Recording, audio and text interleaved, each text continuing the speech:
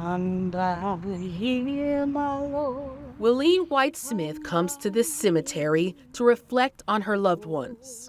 But there's always a feeling of sorrow, not only for grief, but for what she calls an injustice. Willeen says the names of her loved ones are nowhere to be seen on this land south of Atlanta. We had family members over at Bethel Methodist Church. There was a cemetery there, and that they had to move the bodies because they were working on another project per se. And the bodies were moved over here to Carver Memorial Gardens. Just how many bodies? Willeen says over 340 people. But Willeen says she doesn't believe they were all moved properly. Everybody deserves a decent burial. You just don't throw a person away. You know, can you tell me, did you place our relatives in a mass grave, or did you actually come out here and make provisions for all 344?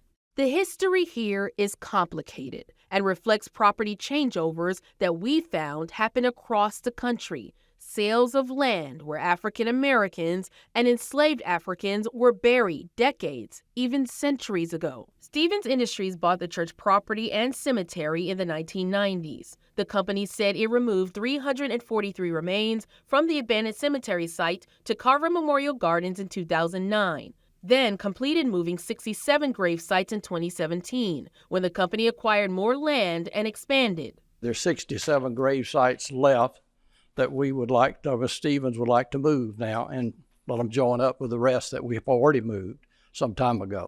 The company asked the county's Board of Commissioners for approval and was given the green light both times to remove bodies after holding public hearings. Willeen's relatives pushed back, but ultimately were unsuccessful. And now the only sign the 344 people existed is this one headstone on the site, bearing the name of an old church. And even the church's name, Willeen says, is incorrect. All we have been asking from Clayton County and anybody else that can shed some light on this is, where are the bodies of our relatives?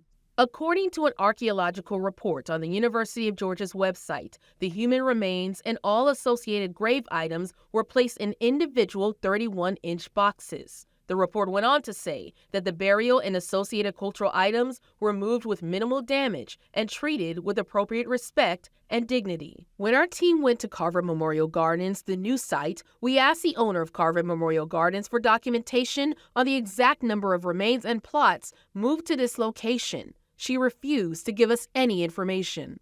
We tracked down the attorney for Stevens Industries, Crandall Bray, and asked him about the removal of the remains over the phone. A lot of the graves were unmarked, but the architect, they've got a technique of how to find the graves, and they found them. Bray also says the burial removal wasn't cheap, costing Stevens Industries over $500,000. Mr. Stevens paid an enormous amount of money to make sure it was done exactly right with the archaeologists, and every grave that was found was properly moved to its new location, and no doubt about that. Did you all do everything in your power to make sure that these remains were preserved and protected? To my knowledge, they did. They did. In fact, I believe they went beyond what was normal to do it. It's not just Georgia. Viewers across the country have raised concerns about the way their loved ones have been treated in death. Every time I handle one of these cases, I think, please let this be the last one, particularly on a mass basis. I think surely this won't happen again. And then it happens again. Based in Nashville, attorney Catherine Barnett travels the nation, representing families whose loved ones' remains were desecrated. Families who often struggle to have industries, corporations, and even courts acknowledge their fight for preservation. The legal framework is really complicated, so there's no federal statute that covers people's rights with regard to the remains of their loved ones and their ancestors. And you have to look to each state's common law. Some of them have statutes, but mostly it comes from cases, from what judges have ruled. And courts have struggled because it's not a piece of property. On top of the legal challenges, our national investigative team found cemetery laws are rarely enforced. Only 4 states, Delaware, Maryland, South Carolina, and Virginia have laws specifically protecting African American burial grounds. When it comes to companies and corporations, or even just someone wanting to build or remove remains, why is it so common that some of them just don't follow the guidelines that are already in place? Because they can, right? I mean, I think the sad thing is who will speak for the dead?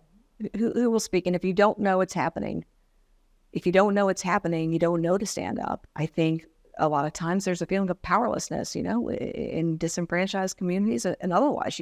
What are you going to do? You're one person. So I think the reason why it happens is because, unfortunately, they get away with it a lot.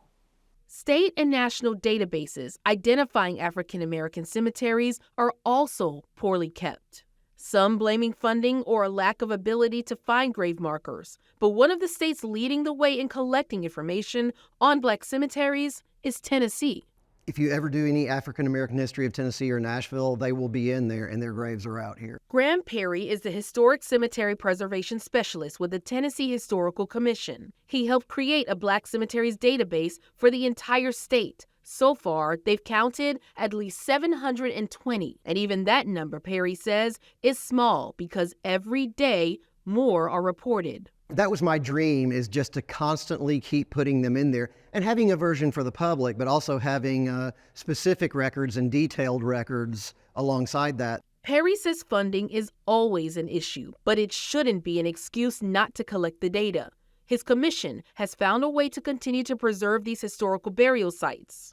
In Tennessee, they have a historic register for cemeteries, which helps their database. Cemetery funding is few and far between everywhere, and I think that everybody in every state can say that. The fact of the matter is, by having state recognition, we hope it can help cemetery groups, which by and large, I always encourage people to form groups to take care of a cemetery instead of trying to do it themselves. Having the state recognition may help them be able to get funding to maintain that. For Wileen, she wants not just a state database, but proof to truly identify if more than 300 bodies were properly buried here.